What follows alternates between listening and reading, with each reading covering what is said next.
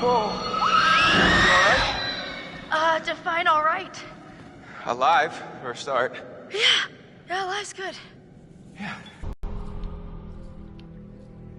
No! We're too late. Shh, quiet. It may have taken him down to the mine. Wait, don't move. Holy shit! What the? That was my I'm gonna fault. get that key right from that thing's goddamn bedroom, and then I'm gonna get us all the hell out of here. Holy shit! Hey! Whoa! Let's find a way down to where this fucker lives.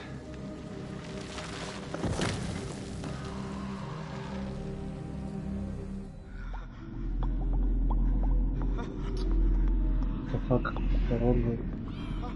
أنا هذا الرجال داخل شيري.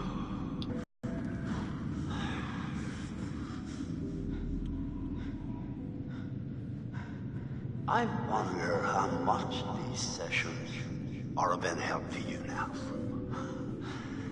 Just won't listen to me and things seems pretty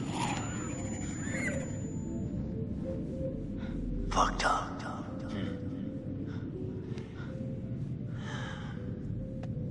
So I'm gonna leave you now, Josh. It's time you learn. There's more to be afraid of that can be dreamt up by the unhinged imagination of a self-indulgent, spoiled little brat. And at every turn you choose to push them away, and now you're all alone. Though by the sounds of things, you won't be alone for long. No, you won't be alone for long. Deep breaths, Josh. Deep breath.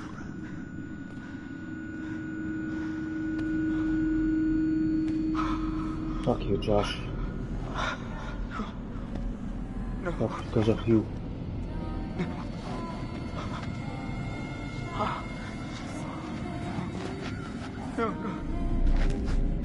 No, not again.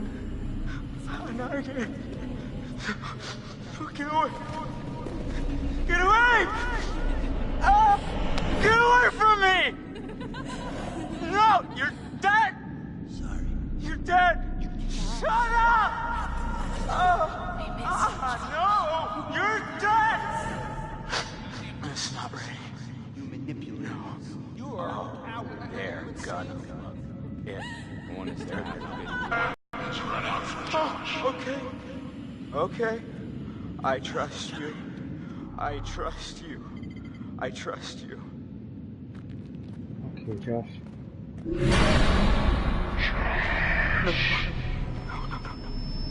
You're not real. You're all alone down there. No, not again. All alone. But you're with us now. Family. Get away from me! Get away! Why didn't you save us, Josh? Why did you want us to die?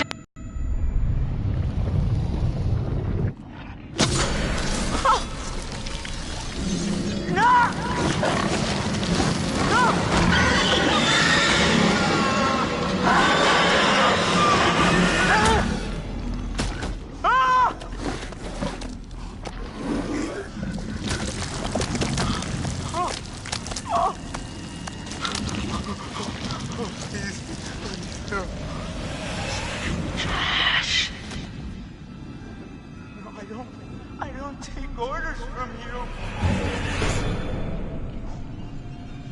No! Is this what you want? No! No! Why are you doing this? Leave me alone! Why are you doing this? Why did you save us, Josh? Why did you want us to die?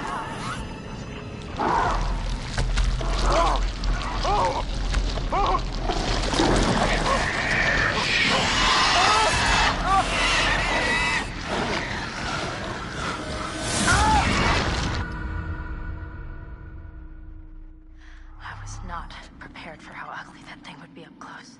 Yeah. So, I noticed something kind of weird about it. What? No Wendigo. It had a scar. So? I've seen it before.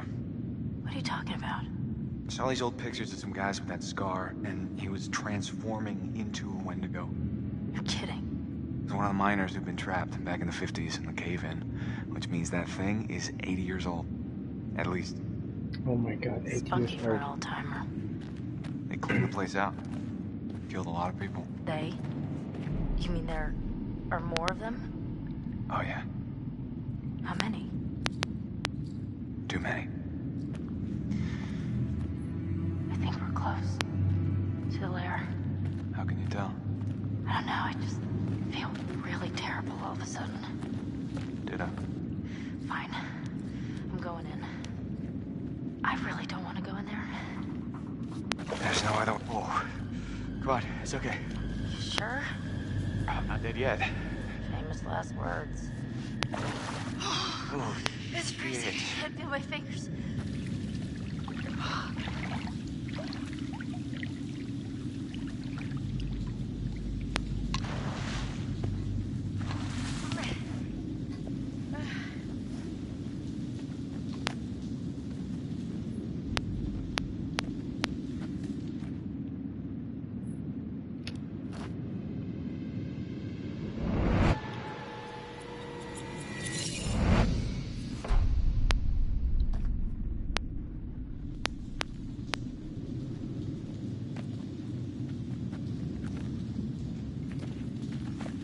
Mike, is that what I think it is? Shit. Looks like a grave.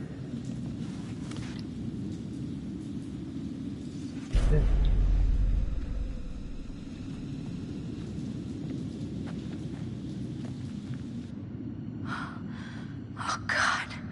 Mike, this is Beth's. This is her watch. What? Let me see. Look, there was a cross here. So this is where she was buried. But who dug her up? Let's keep moving.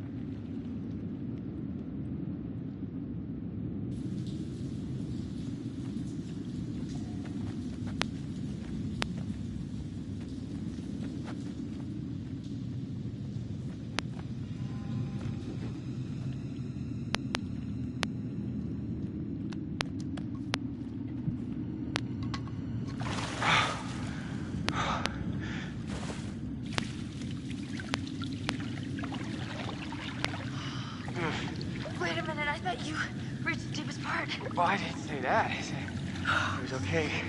I mean, like, there weren't any sharks or anything in here. Sharks? Great. Thank you.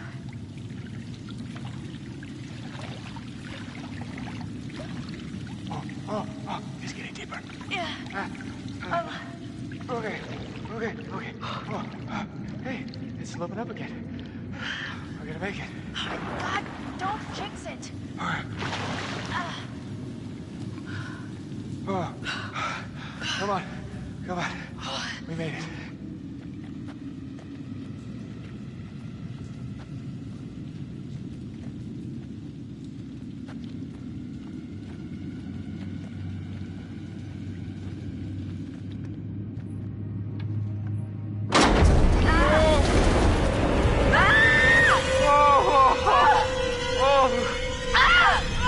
Jesus. She.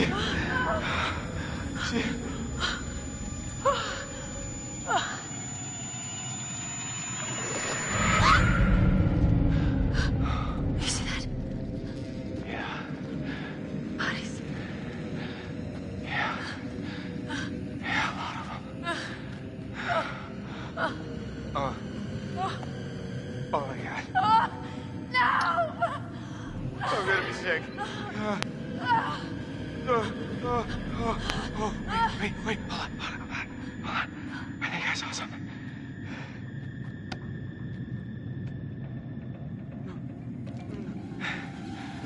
No, I don't take orders from you. I don't take orders from you. You can't tell me what to do. You can't Josh? tell me what to do Buddy? anymore. You can't tell me what to do. Oh, okay. Okay. I trust you. I trust you. I trust you.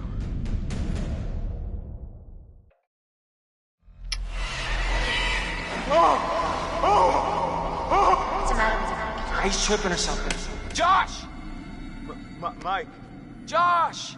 Hey, man. Don't hit me, please. Well, you were deep in it, man. Full mental jacket. We didn't think we'd get you back. Hey, let's just get the fuck out of here. Okay. Josh, do you have the key for the cable car? Yeah. Oh, good. You see that over there? That means there's a direct way out. Come on. There's no way Josh is gonna make it up there. Okay. If you help me up, I can go back to tell the others we're okay. Yeah, good. You bring Josh back the way we came, and we'll all meet at the lodge. Be careful. Yeah, you too.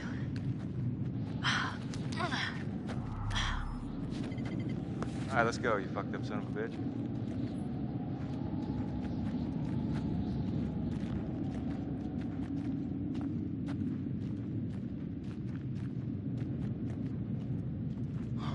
You didn't have to hit me so much, man. Yeah, I'm sorry about before, man. I thought you killed Jess. I was wrong.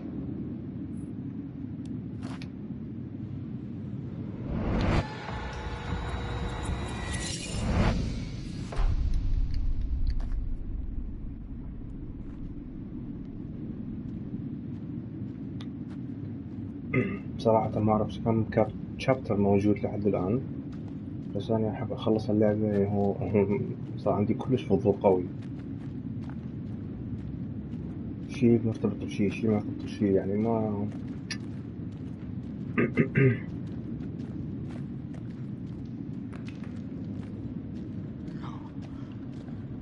No. Oh! Oh! Oh!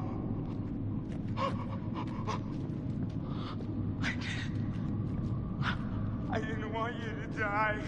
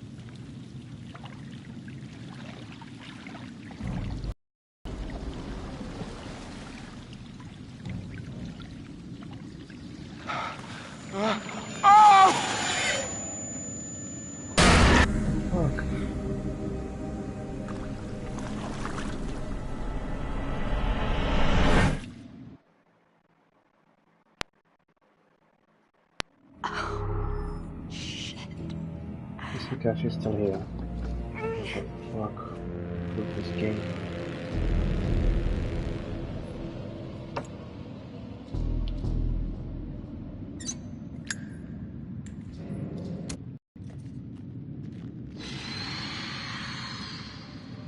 Leave me alone, motherfucker.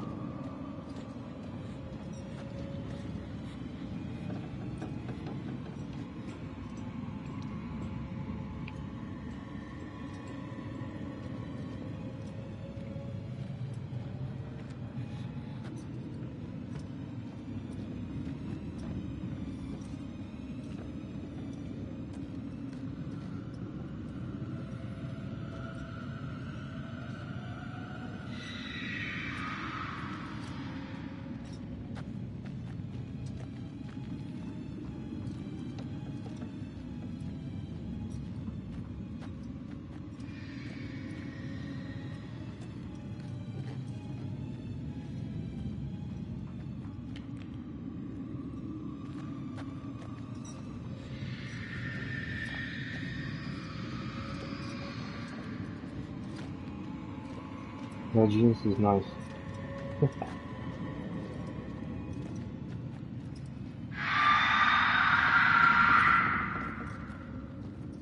man.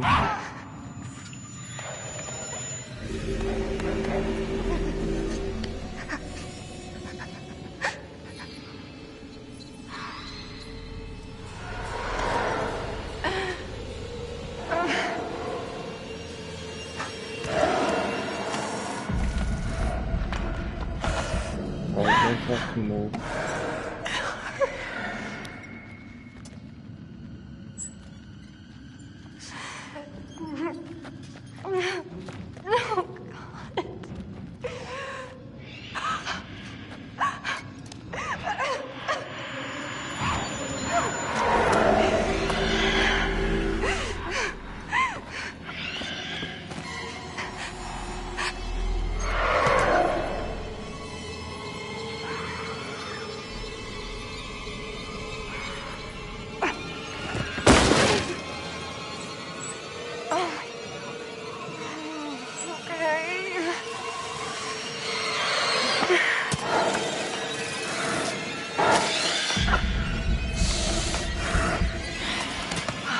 Oh my god, this is the kill bot. I swear.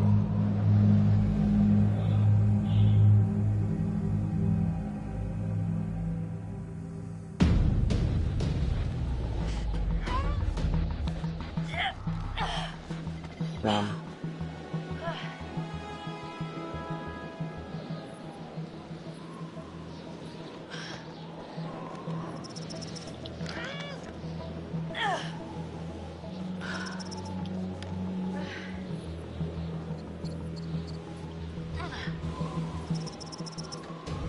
Oh my god, that's so fast.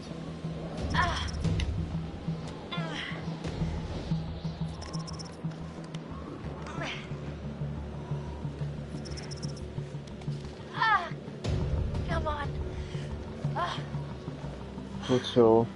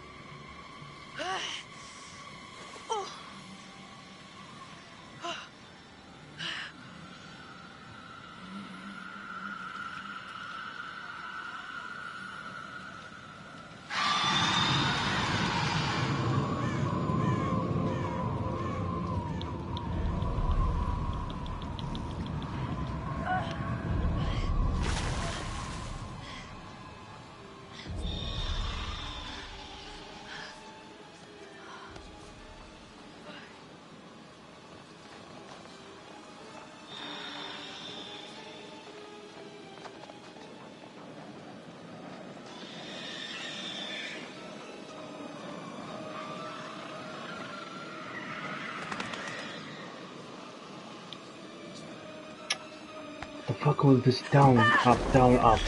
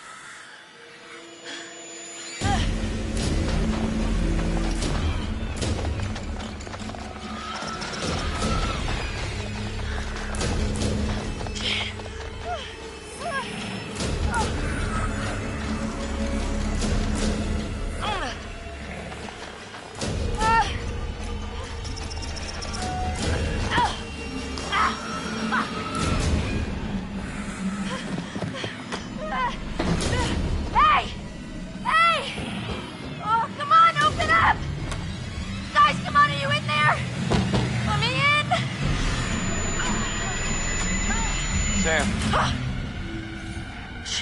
Mike. Oh, gosh.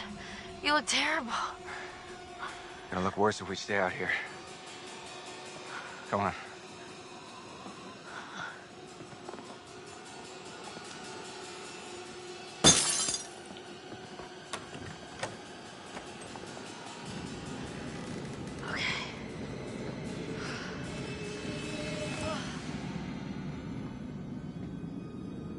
Mike, what happened to Josh? I got him. God, what an awful way to go. Not good. Not What good. do you think we should do? We should check the basement. Might be someone left down there.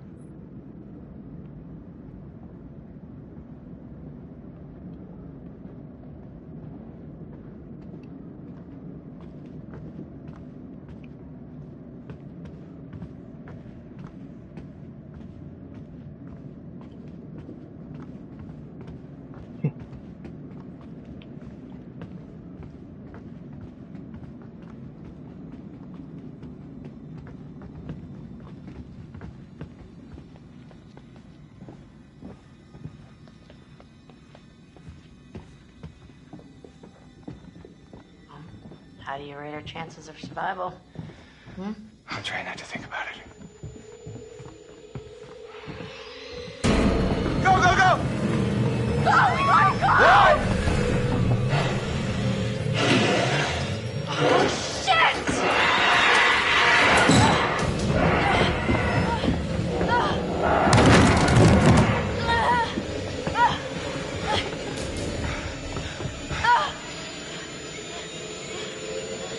Fuck, fuck.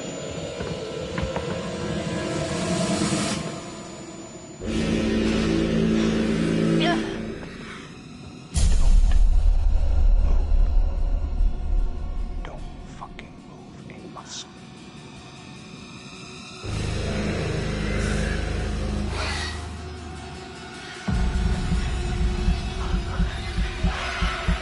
Don't fucking know.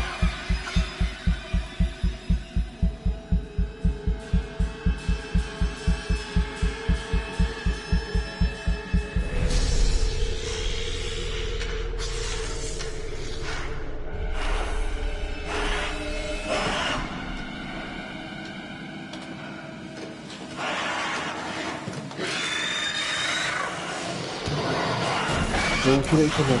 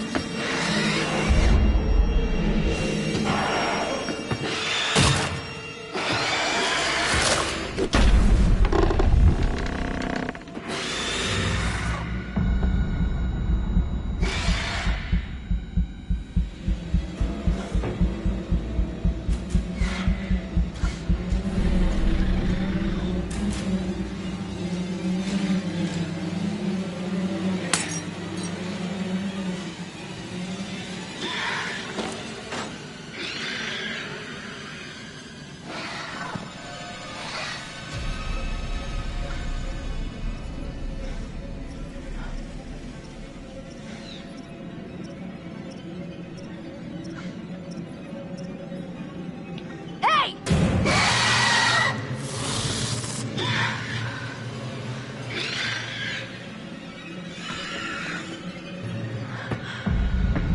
What the fuck?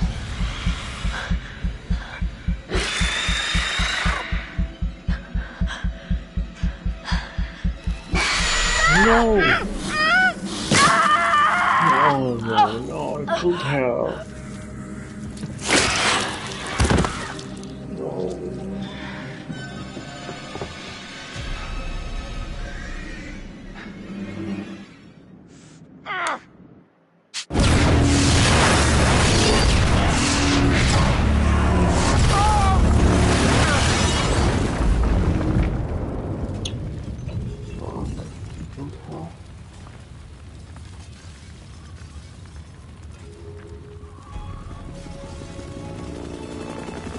We have visual. The main structure is completely destroyed. Over.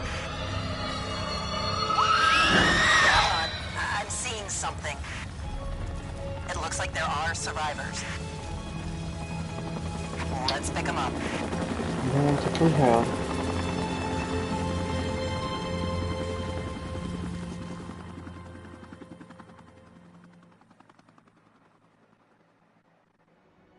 Fuck!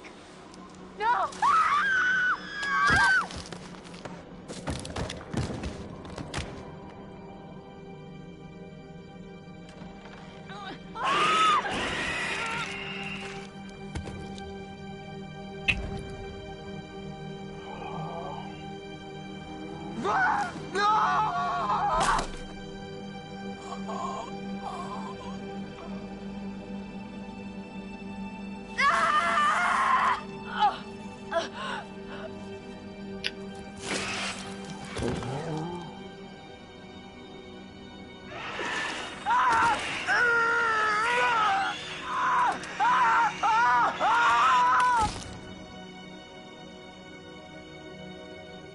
The old man, I don't know how to describe him. I mean...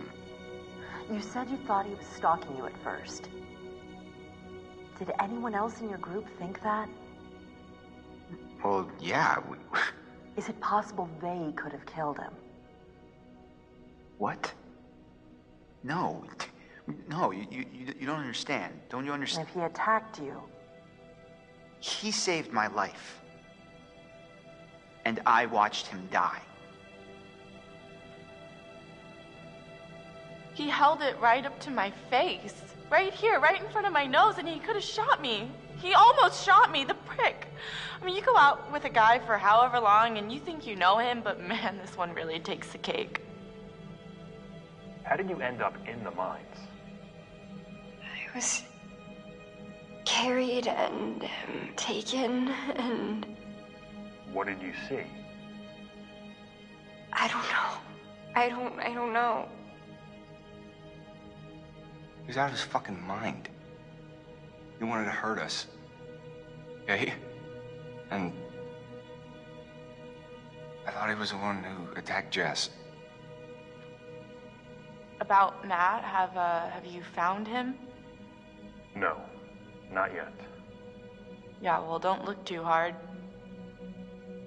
You don't sound very concerned. Fucker left me to die. He said he was my boyfriend, but then he basically murdered me. Would you give a shit?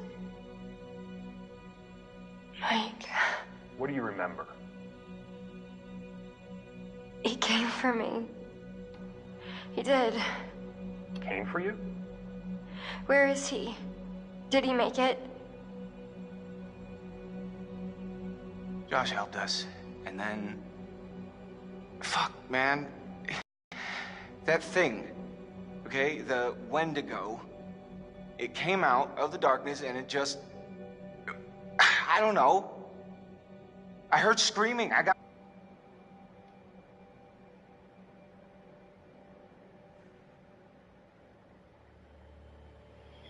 Oh my god. That was a nice game.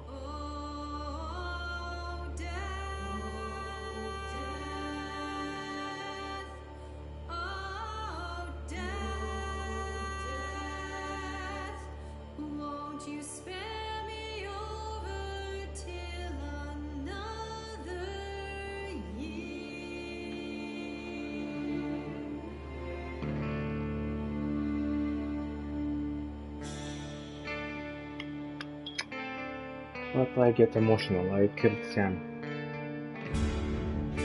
I want her alive.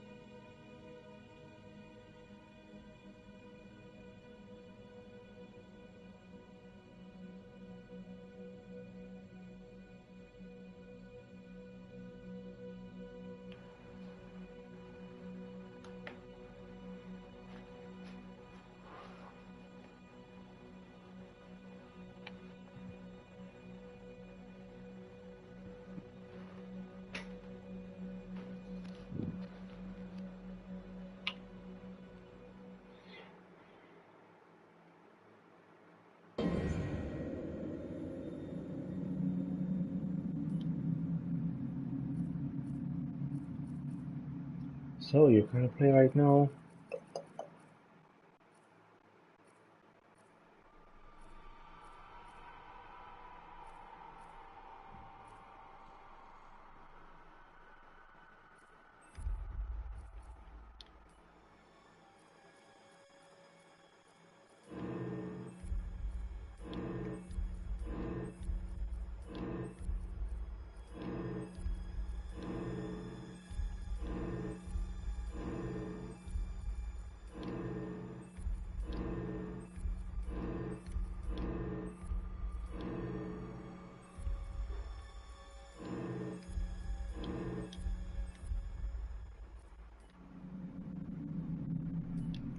Let's see this.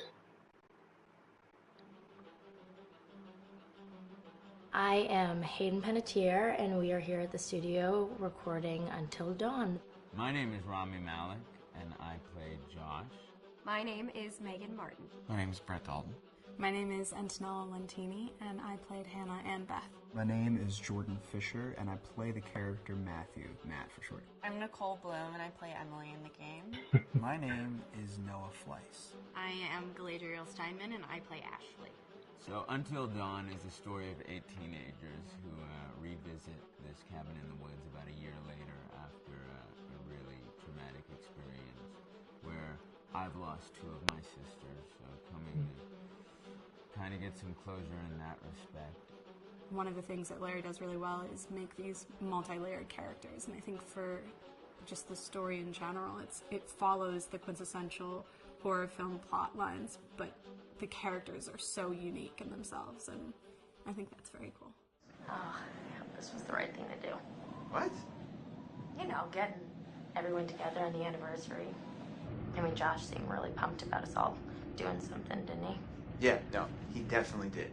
I haven't seen him so excited about something in forever. Good, good. Sam and I have a few things in common, such as being huge lovers of animals, and she's a huge animal lover. She's vegan. She is a pacifist. I'm not quite sure if I'm gonna go as far as saying that I'm a pacifist, but she's spunky and cool. I know that she, I think, is made fun of a little bit by the rest of them who think that her morals and her beliefs in that area are a little ridiculous and they don't agree with them, but she doesn't care. It doesn't stop her from being herself, and that's something that I hope I have in common with her. You know, he definitely can be depressed at some times and a bit of a loner, but he takes some solace in one of his sister's friends, Sam, played by Hayden Panettiere, and invites everybody back to the same house the next year to kind of find some closure.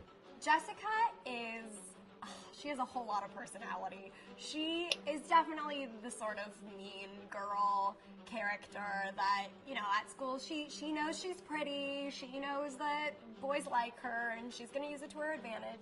He's got a big heart, and you can tell that that's very evident, especially how he treats his girlfriend, Emily, and, you know, he's kind of a meathead, but in the best way possible.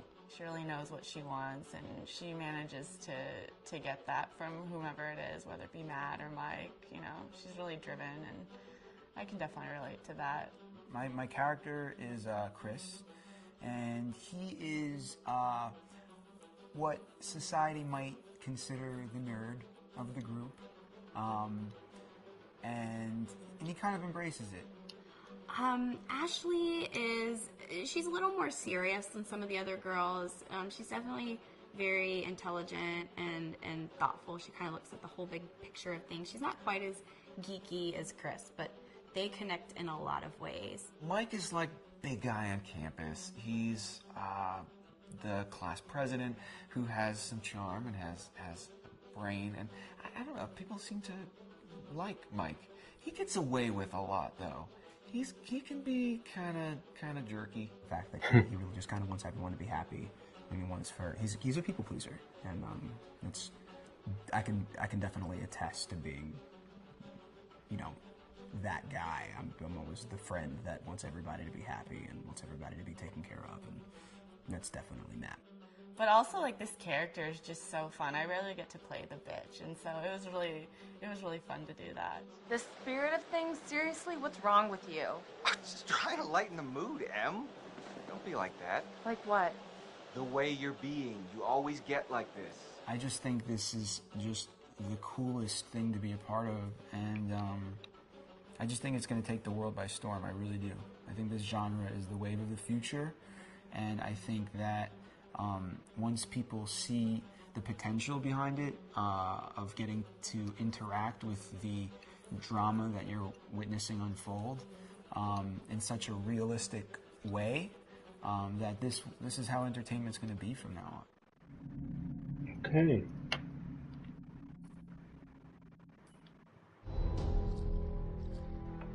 Hi, this is Lee Robinson, production designer on Until Dawn. The production design for Until Dawn started with the great teen horror script that sets the characters in a Canadian winter mountain lodge, being a contemporary setting with visual clues derived from classic films of that genre, such as Hitchcock's Psycho and Stanley Kubrick's Shining. The storyboards are vital to the production design, as it allows the designer to understand the scale of the environments to be made and the detail that would be seen to create the atmosphere of a horror. This took us into concepts that took these storyboards further, visualizing the world through the color palette, the lighting, tone and the mood, and developing key locations such as the lodge, the cable car stations, the forests themselves, the wilderness. As you can see, the environments and atmospheres change quite a bit from warm and inviting to cold and threatening. The Millionaire's Mountain Lodge was a key example. It was designed to be made from nearby stone and timber, embedding it into the landscape, with a contrasting and contemporary interior needing to be opulent and extravagant. We created dark and claustrophobic corridors with ominous and large open spaces, almost cathedral-like in size, and with huge structures to silhouette and dwarf the characters within, providing a labyrinth to explore and wander. Each character was developed with a strong visual identity in mind, with contrasting colours, tones and silhouettes to identify them, each to have their own texture, pattern and shape, so that when they were lined up you could always identify them. The costume designs allowed a range of clothes that would suit them for the cold winter weather, but also have an element of style and individualism, so that the audience could look at them and relate, recognizing themselves within them. A lady would like to cuddle up with her man by a nice cozy fire bathed in atmospheric mood lighting. Right. It'll get plenty toasty once we're rubbing up against each other. Mike. Yeah. Fire and mood lighting. Yes. Working with the lighting artists, we really brought the look and feel of the world together, and this required a thorough understanding of the visual language of teen horror. A key scene was where all the characters emerge out of the rear of the lodge chasing Hannah. A contrast is evident straight away from the exterior wilderness to the warmth of the lodge. The attention to character lighting here is through the bounce and rim lighting, accented colours and composition, creating characters that come from the dark into the light and back again with an emotional effect. Guys, there's someone outside. What the hell? Hannah! What's going on? Where's my sister going? It's fine. She just can't take a joke. It was just a prank, Han. Okay. Let's continue. Until Dawn is a game that's full of horror, and one of the things we decided to do early on was to take a scientific approach to how scary it was. So we did experiments on people and we measured their responses to the game. We've created a test area. It's as close to a home setup as we can get it. We've recruited ordinary people to play the game and we've left them to play it on their own. You're turning the light off.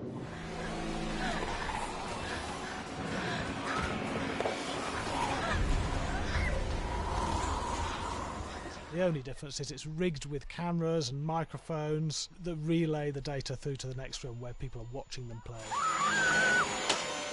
Bracelet here we use for biometric testing. It measures the player's emotional response. It's called a galvanic response sensor. It makes contact with the user's skin and it measures the electrical conductivity across their skin. It's the same principle as an old-fashioned lie detector. When you're stressed, you sweat a little, very sensitive, and picks up tiny changes if the player is feeling anxious or scared. That data's fed back to a testing team, comes through as a graph. I'm so sorry.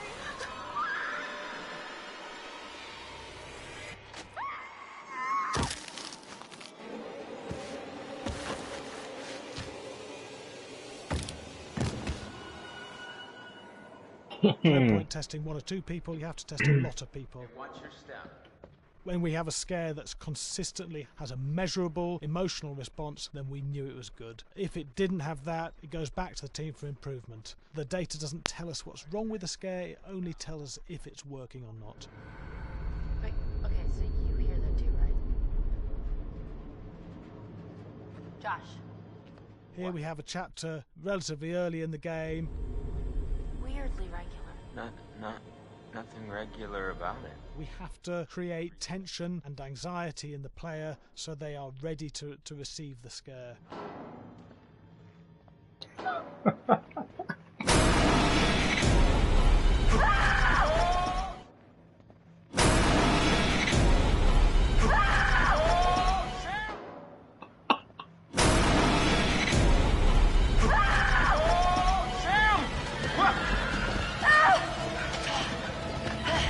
Give the player time to recover, to cool down, to calm down, and then start building the tension again before we do the next scare.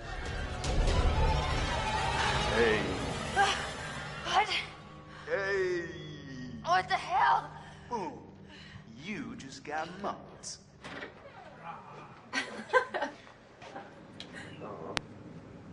Yeah, I have such an adrenaline high from that game. There's two things we found. One is we could look at the scares, analyse if our expected scares were working effectively. Were people shrieking and covering their hands, or were they getting an emotional response from it? And being scientific about it means that we strip out people's opinions about whether things are working or not. We've got data, and we look at the data. If it's working, we're happy with it. Really scary. Bit scared and wanting to get away. I actually be maybe a bit scared to play on my own, but in a room with the lights on, yeah, with some other people as well, yeah, maybe. But because I'm a scaredy cat, I would play with someone in the room. And the lights on. It was one of the scariest games I've played in a long while.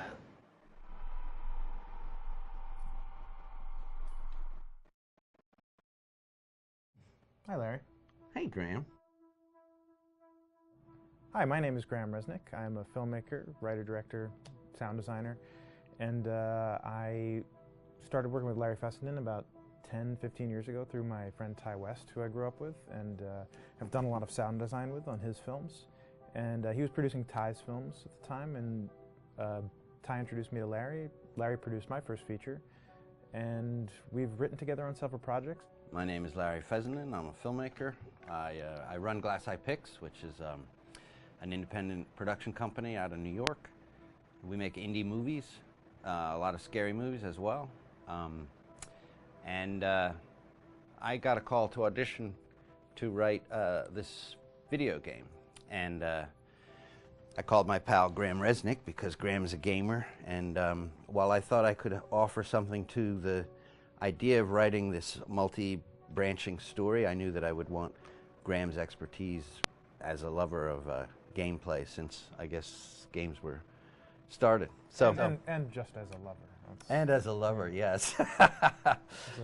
As just why there's so many sex jokes in the game. There was one Italian website that did say the Larry that's Fessenden right. and Graham Resnick, the two lovers behind Until Dawn.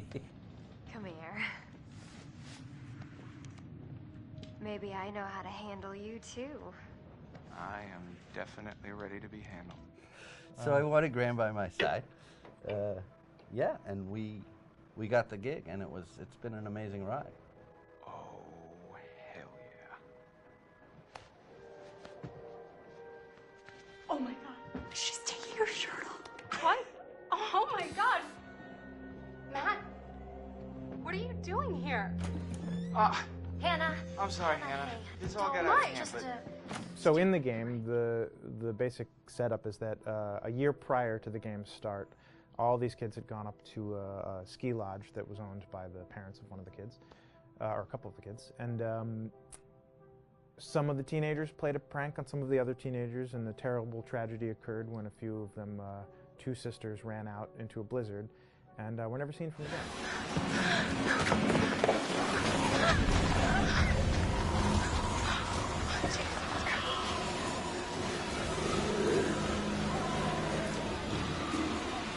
And so now, a year later, this is kind of torn apart, this group of friends. They've gone through some trials and tribulations in the past year. The brother of the two girls has had a lot of psychological issues, and to kind of help him cope and help them all get over it, they all returned to the lodge a year later, back up on the mountain. And the idea is to get over it, but... the healing does not begin. Yeah, and these kids are all trying to find themselves. They've been through a trauma, but in general, they're just teenagers trying to figure out who they are. So they're all kind of falling into the patterns, the stereotypes, the characters they see on TV and in the movies. I think we were very interested in taking genre tropes and kind of making them sort of refresh them.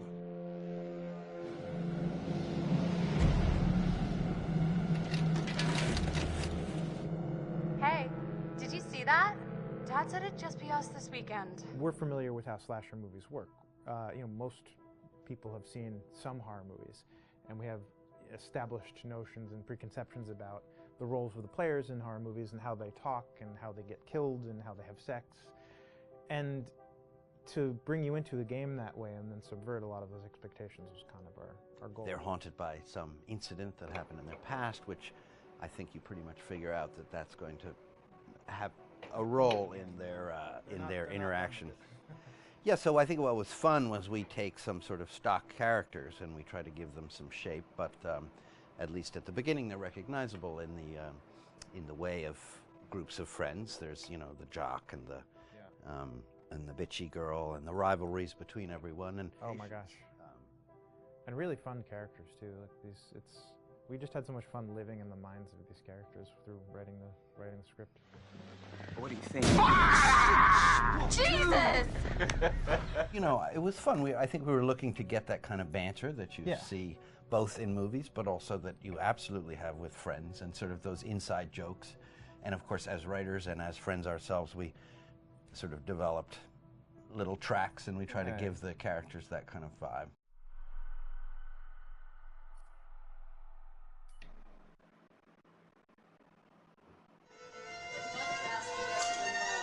Yeah, fast and violent.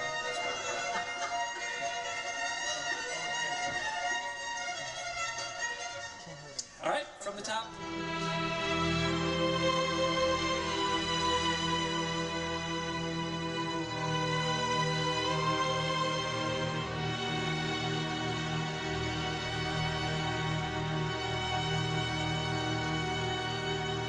My name is Jason Graves, and I'm the composer for Until Dawn.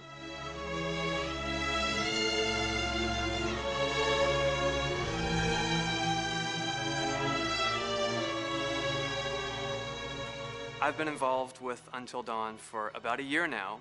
Originally, I was contacted by Barney Pratt, the audio director. I think that had something to do with my lineage of horror games, and hopefully not the fact that my last name is Graves, although a lot of people seem to associate my name with scary music.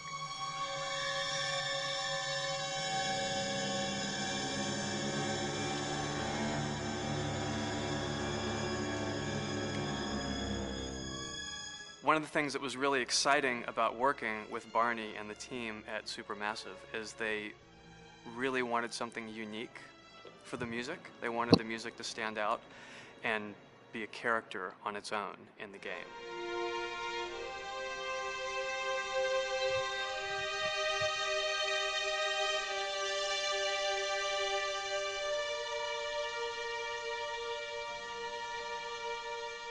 When I'm first starting on a new score, and it doesn't matter if it's film, television, or games, I always end up going to the main theme. Sometimes the developer or producer isn't even necessarily interested in the main theme at the beginning. I just want to do it for myself, because for me, the main theme is the identity of the game.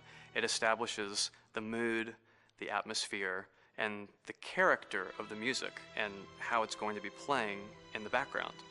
And that's what we did with Until Dawn. That was actually my demo pitch to Supermassive Games. I put a main theme together, recorded all the instruments at my studio, and sent it to them. And they liked it. We actually ended up recording that exact theme, all the instruments and everything, live here at Ocean Way probably 9 months ago. And that's what we've been using in all the demos for the game, and that's the final version of the theme that is the main theme that you'll hear on the menus and in some key pieces of gameplay.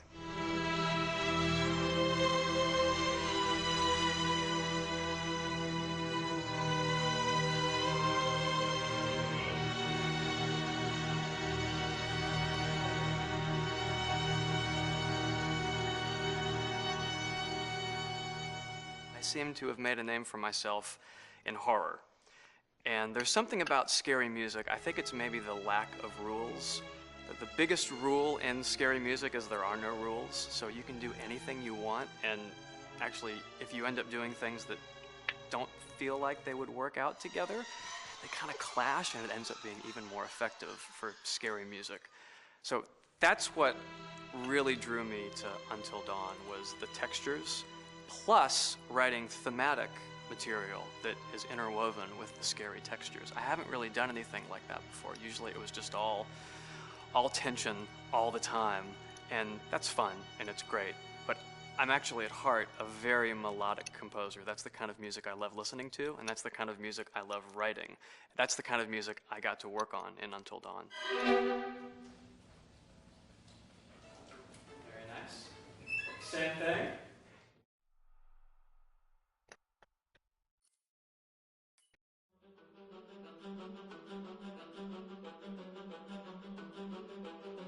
My name is Will Biles, Executive Creative Director of Until Dawn. The first part of getting a believable facial performance in-game is to capture, topographically, the actor's range of emotional expressions as separate versions of the same head. Every tiny nuance gets digitized and merged, effectively creating a model that can recreate every facial movement that the actor makes.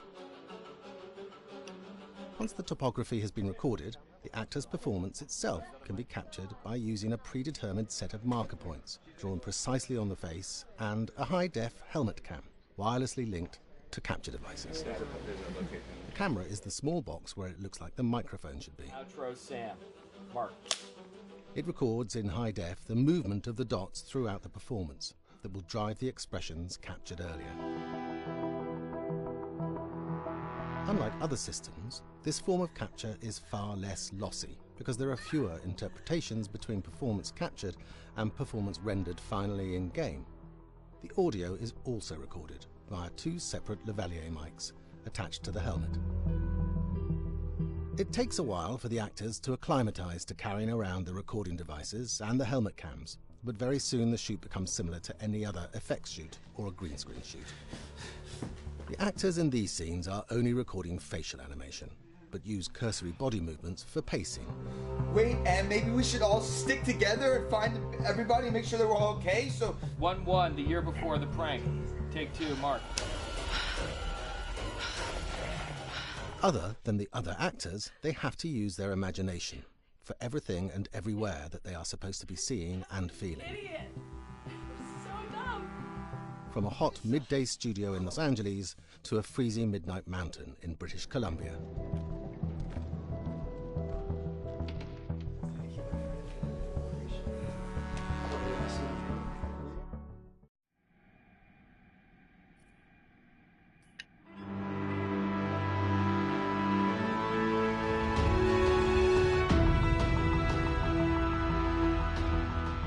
Until Dawn has a dynamic, ever-changing story, the facial performances and the body performances are recorded separately, with different systems.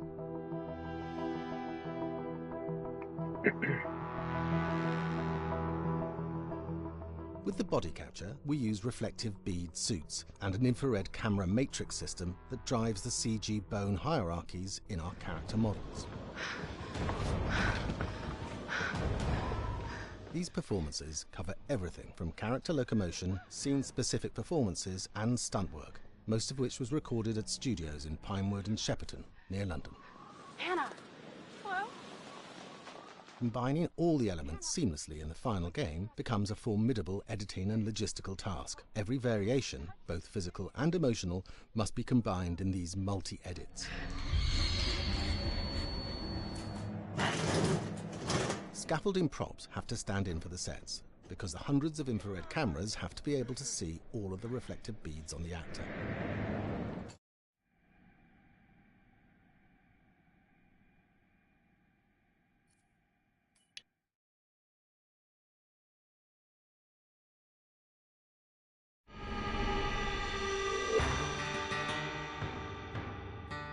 America's North Woods border region. Within this land of 10,000 lakes and miles of dense timber, a hideous creature is believed to lurk. The North Woods is probably one of the last frontiers in America. There's still a lot of places in this area that hasn't been set foot by man. Monsters and mysteries exist here because it is remote. Up in the North Woods, winters are long. In times of biting cold and isolation, a devouring monster is believed to come forth. It's terrorized native people for generations. Growing up, I was told, like, don't go outside, the Wendigo will get you.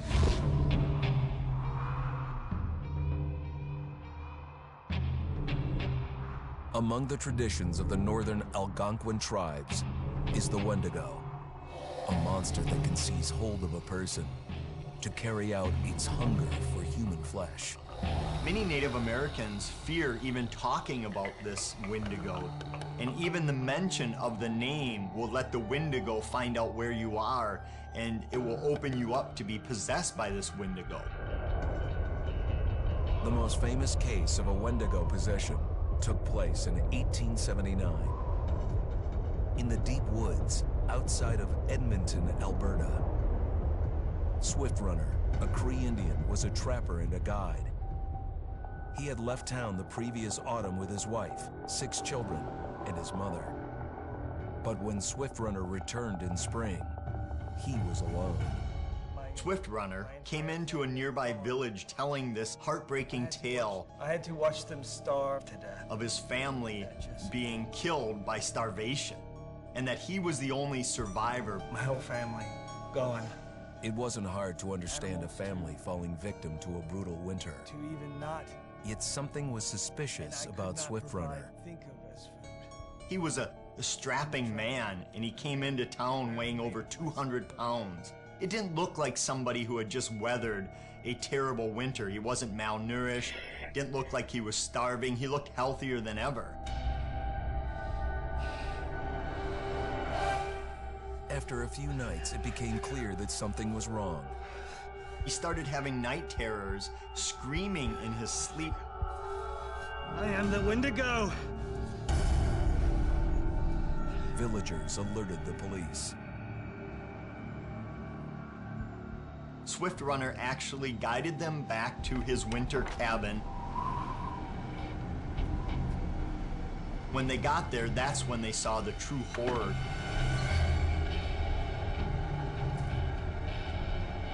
Human skulls were scattered around, many bones, some of which had been snapped in half, and the marrow inside had been drained. They had never seen anything like it.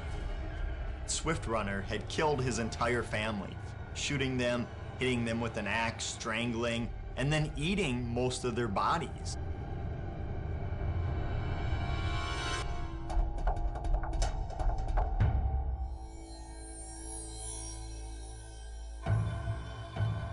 Right up until the moment the noose was on his neck, Swift Runner swore the evil spirit of the Wendigo had possessed him and twisted him into a cannibal killer. When he was on the gallows, Swift Runner himself said, "I am no longer a man."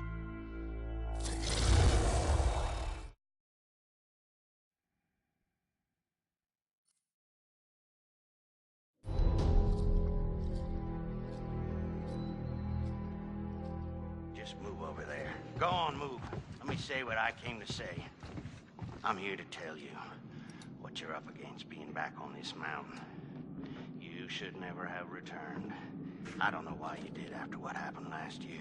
You mean with Hannah and Beth? Yeah, how could you know without being involved? I don't take kindly to you kids coming up here to my mountain. Your mountain. The mountain don't belong to me, it's true. But it don't belong to the Washingtons. This mountain belongs to the Wendigo. Hi, this is Lee Robinson, production designer at Supermassive Games. Understanding the ancient myths of the Wendigo was key for their development that helped the visual look. Through sketches and concepts, these elements were visualized, such as eyes being milky, almost dead, with loss of lips and eyelids due to frostbite, fangs growing and arms and legs getting longer, with skin hardening and thickening to look snarling and menacing, yet withered and lean. The hell was that? Another fucking piece of... Fingers and toenails extending like claws, allowing them to climb effortlessly. We made them look gaunt and weathered, and having ragged remains of clothes they wore. Blood-stained and rotten, with patches of hair still remaining, they retained strong skeletal limbs, which enable them to be agile and quick through the environment. Where are you? My name is Jamie Gallipo, animation director at Supermassive.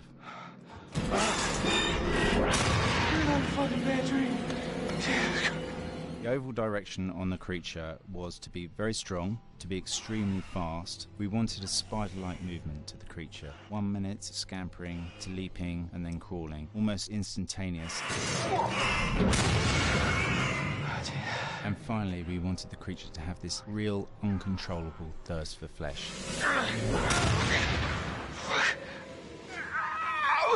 From a sound design perspective, the Wendigo is a real challenge. For the main vocalizations of the Wendigo, we used our own vocalizations, various different animals from the exotic to the farmyard, various plugins and processes to gel these sounds together and keep a human resonance behind that voice, telling the backstory of the Wendigo.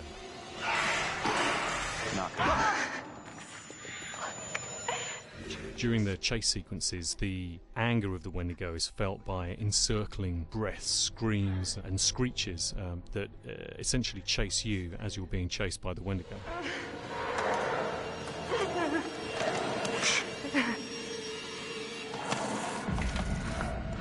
We would layer them up in a multitude of layers, sometimes 15, 20 sounds playing at the same time, to build up the vocalizations for this fearsome creature which is always in attack mode, hyperactive and chasing you throughout the game.